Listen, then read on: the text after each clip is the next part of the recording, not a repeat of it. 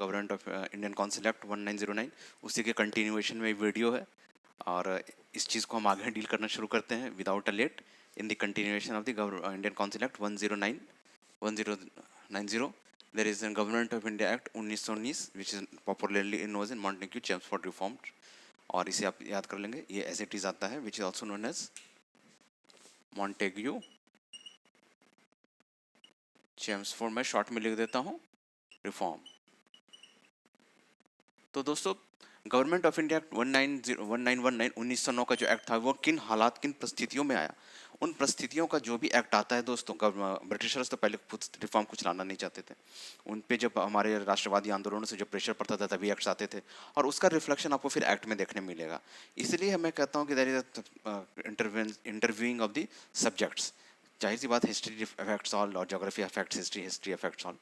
तो जब हम अगस्त डिक्लेरेशन के बारे में पढ़ेंगे, उन वक्त के हालातों के बारे में देखेंगे 1909 में क्या हालात था, 1909 में, तो दोस्तों हम देखते हैं कि होम रूल आंदोलन, अगर तुरंत करीब में लेके चले तो होम रूल आंदोलन चल रहा था और जो महात्मा गांधी का आविर्भाव हो चुका था भारतीय पटल पे और वो उनके एक अलग शांतिपूर्ण आंदोलन चल रहे थे, वो एक अलग फैक्टर के रूप में जन्म ले रहे थे भारत में, जो कि अंग्रेजों के लिए काफ़ी मुश्किल था.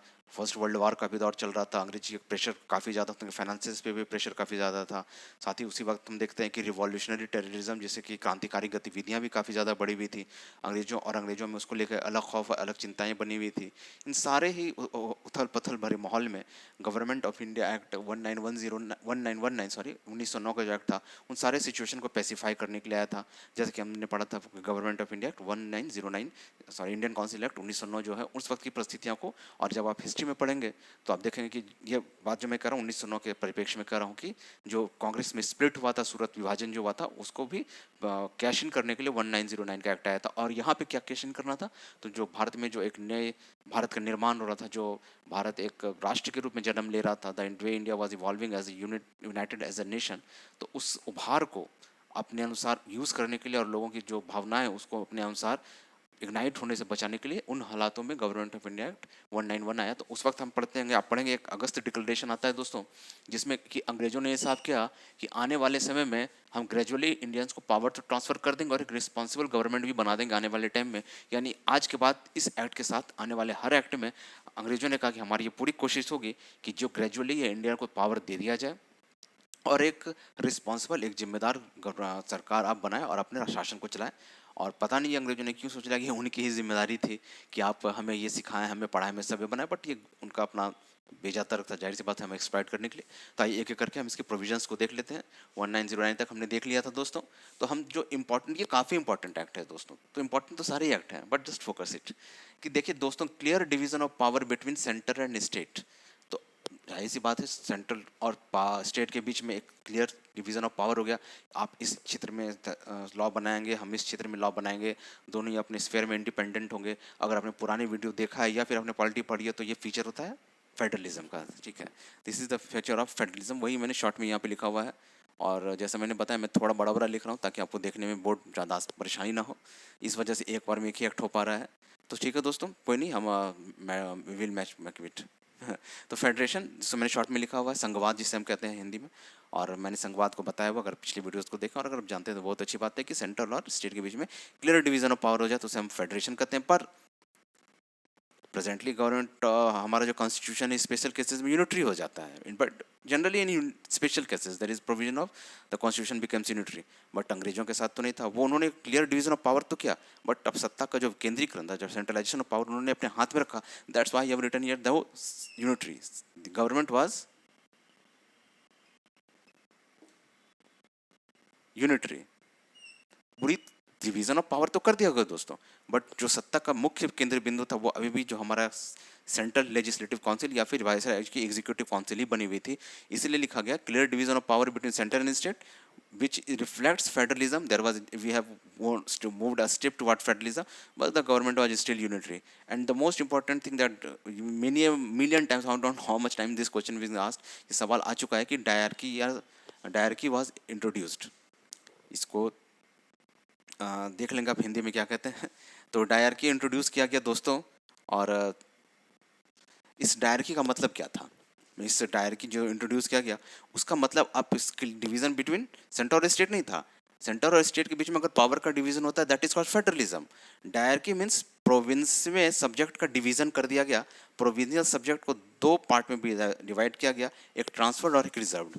ठीक है, एक ट्रांसफर्ड और रिजर्व्ड में जो है सब्जेक्ट्स को डिवाइड कर दिया गया प्रोविंशियल सब्जेक्ट को। और यहाँ पे देखेंगे जो ट्रांसफर्ड सब्जेक्ट था उसे governor with the ministers administrate करते थे। गवर्नर जो है मिनिस्टर्स के हेल्प से ट्रांसफर्ड सब्जेक्ट को गवर्न करते थे, और वो जो मिनिस्टर्स होते थे वो लेजिस्लेटिव काउंसिल के टुवर्ड्स रिस्पॉन्सिबल होते थे। अगर उन्होंने कोई ऐसी नीति बनाई है जिससे सदस्य लेजिस्लेटिव काउंसिल के खुश नहीं है, परेशान है, तो वो मंत्री से सवाल कर सकते हैं, मंत्री का निंदा कर सकते हैं, नो कॉन्फिडेंस मोशन की विचार कर सकते हैं। तो यहाँ पे ये चीज़ें देख रहे हैं, ये चीज़ काफ़ी इंपॉर्टेंट है कि मिनिस्टर रिस्पॉन्सिबल टू लेजिस्लेटिव, ये बहुत इंपॉर्टेंट है कि transfer subject governor with the help of minister, minister responsible to legislative, इस चीज़ को ऐसे याद रखेंगे। तो फिर यार रिजर्व सब्जेक्ट में क्या था, रिजर्व्ड है, पहले से ही नाम से ही स्पष्ट है, आरक्षित। तो रिजर्व्ड की क्या किया गया, governor with the help of executive council, governor की जो एग्जीक्यूटिव काउंसिल होती है, मंत्री और जो है उनके उनके टुवर्ड्स से उनके हेल्प से वो करते थे। और वो जो एग्जीक्यूटिव काउंसिल के मेंबर्स होते थे they were not responsible to the legislative. उन्हें उसके अगर गवर्नर ट्रांसफर्ड सब्जेक्ट पे कोई सब्जेक्ट पे प्रॉब्लम है तो गवर्नर से आप सवाल कर सकते हैं, मिनिस्टर से सवाल कर सकते हैं। लेकिन अगर वो रिजर्व सब्जेक्ट पे आया है प्रॉब्लम और रिजर्व सब्जेक्ट पे आप कुछ भी आपत्ति है तो you governor and executive are not responsible to the legislative, they will not answer your query and you are not suppose to do anything, और वो एडमिट नहीं होगी आपकी चाहे कोई भी क्वेरी कुछ भी प्रॉब्लम हो। तो डायरकी को हम इसी तरह से समझेंगे दोस्तों, transfer subject, reserved subject, transfer subject, governor to administrate with the help of minister. The ministers were responsible and answerable to the legislative council. Reserved subject as the named subject, आरक्षित, reserved, governor with the help of executive council, and the executive council was not responsible to the legislative council. Easy है, बस ऐसे ही याद कर लेना है, ठीक है। और उसके बाद जो दूसरी सबसे चीज देखेंगे बाइकैमरलिज्म। आज जो हम देखते हैं लोकसभा, राज्यसभा, और हमारे स्टेट में देखेंगे विधानसभा, विधान परिषद, इसको हम बाइकैमरलिज्म कहते हैं। और यही बाइकैमरलिज्म की जो शुरुआत हुई थी गवर्नमेंट ऑफ इंडिया एक्ट 191, आज का जैसे मैंने लिखा है दोस्तों, आज का लोकसभा राज्यसभा आप देखेंगे इसकी शुरुआत जो इसी एक्ट से हुई है। और जब आप इतिहास पढ़ेंगे तो उसमें आप देखेंगे कि बाइकैमरलिज्म में जो स्टेट काउंसिल ऑफ स्टेट था और वहाँ पे कितने सदस्य थे, बट वो ऐसे चीज़ क्वेश्चन नहीं पूछा था उस टाइम पे कितने सदस्य थे और क्या था, पूछने का तो कुछ भी पूछ सकता है बट पूछा नहीं गया। तो वहाँ पे ये बाइकैमरलिज्म कब आया, डायरकी कब आया, सेंटर और स्टेट के बीच में क्लियर डिवीजन ऑफ पावर कब बना, अगस्त डिक्लेरेशन में क्या बातें थी, गवर्नमेंट ऑफ इंडिया 1919 को क्या कहते हैं, चेम्सफोर्ड रिफॉर्म कहते हैं, ये सारे प्रश्न बनते हैं। ऑब्जेक्टिव में तो बनते ही हैं, मेंस में भी आपको 8 नंबर में जैसे कि बीपीएससी का चलन है मल्टीपल आपको शॉर्ट आंसर्स पूछने का, वहाँ पे ये सवाल आ सकते हैं, ठीक है। अब यहाँ पे देखेंगे क्या चीज़ें हैं कि जो एग्जीक्यूटिव काउंसिल थी उसमें 6 में से 3 सदस्य जो है भारतीय हो सकते थे, 6 सदस्य थे फैसले की एग्जीक्यूटिव काउंसिल में। अब ये व्यवस्था की गई कि 3 जो है उसमें भारतीय होंगे, 50-50। और मैंने कहा था कि ये अंग्रेजों सिचुएशन को पैसिफाई करने के लिए ही चीज़ें रखते थे, उन्हें पूर्ण सत्ता तो देनी नहीं थी, उन्होंने हमें लॉलीपॉप पकड़ा दिया कि 3 out of 6 to be Indian in the executive council, ठीक है दोस्तों। उसके बाद separation of central and provincial budget, central और प्रोविंसेस के बजट को अलग कर दिया गया। और आज भी हम वो चीज़ देखते हैं कि अब राज्य का अपना बजट आता है और स्टेट और सेंटर का अपना बजट आता है, शुरुआत यहीं से हुई थी, इसलिए भी इम्पॉर्टेंट है। और establishment of public service commission, अब ये आप देखेंगे 1853 में हमने कहा था कि ये चीज़ें की गई कि इंडियन जो है एग्जीक्यूटिव काउंसिल में पार्ट कर सकते हैं, बट परीक्षा उन्हें लंदन में जाके देनी पड़ेगी, ऐसी कोई व्यवस्था नहीं थी कि परीक्षा भारत में हो सके। अब इससे ये व्यवस्था की गई कि अगर आप पब्लिक सर्विस में आना चाहते हैं तो आपको एग्ज़ाम दे सकते हैं, और उस एग्ज़ाम की व्यवस्था के लिए इंडिया में होगी, और इंडिया में जो एग्ज़ाम होगा उसकी व्यवस्था के लिए इंडिया प्रोविंस ये जो पब्लिक सर्विस कमीशन की स्थापना हुई, एग्ज़ाम भारत में होगा इस बात की व्यवस्था की गई। और पहला एग्ज़ाम जो इलाहाबाद में 1922 में हुआ था, और इंडिया में इस तरह से चीज़ों को करने के लिए एक सिस्टम, एक बॉडी की ज़रूरत थी, तो पब्लिक सर्विस कमीशन की स्थापना की गई। और पहला एग्ज़ाम जैसे हमने बताया कि इलाहाबाद में 1922 में हुई। तो यही चीज़ें हैं दोस्तों। और इसके बाद गवर्नमेंट ऑफ इंडिया एक्ट 1935 है। आई होप कि आपको ये चीज़ें समझ में आई होगी। जो सबसे इम्पॉर्टेंट चीज़, इम्पॉर्टेंट तो इसमें काफ़ी चीज़ें हैं, काफ़ी जगह से क्वेश्चन आते हैं, मैंने बताया इससे इससे इससे, और फिर मेंस में भी क्वेश्चन फॉर्म कर सकते हैं। और मैं आपको बताऊंगा कि मेंस में क्वेश्चन कैसे फॉर्म कर सकते हैं। जब कम्युनिटी पोस्ट आप देखेंगे तो वहाँ पे मैं इससे रिलेटेड क्वेश्चन पूछ दूंगा कि how the power was divided between the governor and executive council, और जो भी चीज़ें होती हैं। तो आप मैं उम्मीद करूँगा कि आप वहाँ जाएँ, उन क्वेश्चन को अटैम्प्ट करें।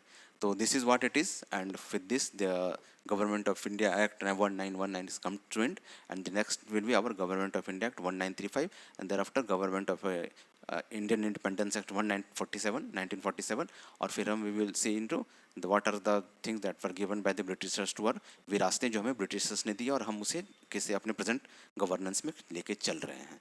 तो यहीं तक दोस्तों ये विषय था, और ये पर्टिकुलर एक्ट था। अब हम गवर्नमेंट ऑफ इंडिया 1935 देखेंगे। Just stay with tune with me, और इसका आप स्क्रीन शॉट ले लें। Thank you.